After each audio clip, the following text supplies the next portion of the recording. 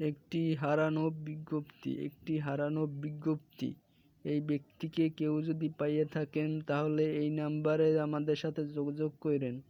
একটি হারানো বিজ্ঞপ্তি। এই ব্যক্তিকে কেউ যদি পাইয়া থাকেন তাহলে এই নাম্বারে তার মায়ের এই নাম্বারে যোগাযোগ করেন অথবা আমাদের সাথে যোগাযোগ করেন। একটি হারানো বিজ্ঞপ্তি। এই তার মা বাবা, তাহারে যদি পাইয়া থাকেন তাহলে আমাদের সাথে যোগাযোগ করেন। একটি হারানো বিজ্ঞপ্তি।